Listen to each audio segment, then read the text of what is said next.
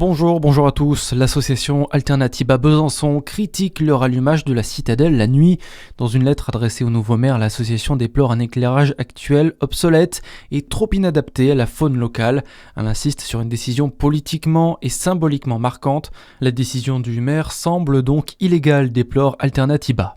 Entre le Doubs et le Jura, une femme a été incarcérée pour tentative d'homicide. À 32 ans, cette habitante de Saint-Vite a tenté de tuer son conjoint le 2 avril dernier.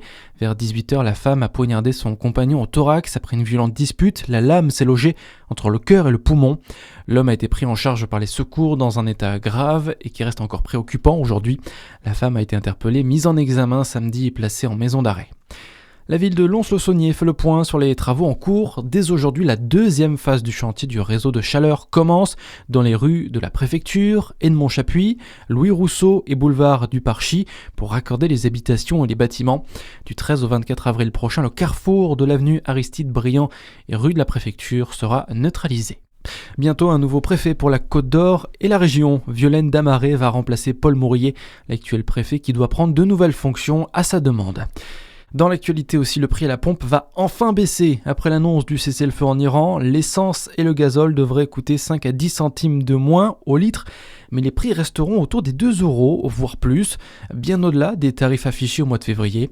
Certains syndicats comme la CGT accusent même les géants pétroliers d'avoir profité de cette crise pour s'enrichir avec des marges plus qu'importantes, ce que dément la secrétaire nationale de l'UFIP, porte-parole des compagnies pétrolières en France, Blandine Ruti. Les marges nettes de distribution, donc au niveau de la distribution de carburant, c'est autour de 1 à 2 centimes le litre. Donc quand vous avez une augmentation du gazole qui est autour de 50 centimes depuis le début du conflit, c'est pas avec les marges nettes de 1 à 2 centimes, on ne va pas soulager la facture des Français. En fait, ce qu'on peut dire, c'est qu'il y a eu effectivement des marges brutes de raffinage atypiquement élevées pendant le mois de mars, mais traditionnellement, elles sont plutôt basses et elles servent à peine à couvrir les coûts de production d'une raffinerie. On est plutôt sur des fermetures de raffineries que malheureusement un maintien de l'outil industriel.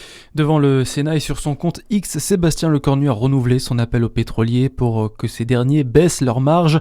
Le Premier ministre promet d'être vigilant à l'évolution des prix à la pompe entre ce week-end et le début de la semaine prochaine. Et puis, y aura-t-il des trains espagnols entre Lyon, Dijon et Paris? Selon le journal Expansion, la compagnie espagnole Renfe serait prête à répondre à l'appel d'offres de la région Bourgogne-Franche-Comté pour faire circuler des TER après l'ouverture à la concurrence. Les derniers dossiers seront à déposer avant lundi.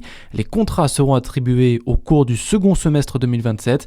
Début des opérations entre 2029 et 2030, quel que soit l'opérateur sélectionné. À suivre votre météo sur Fréquence Plus.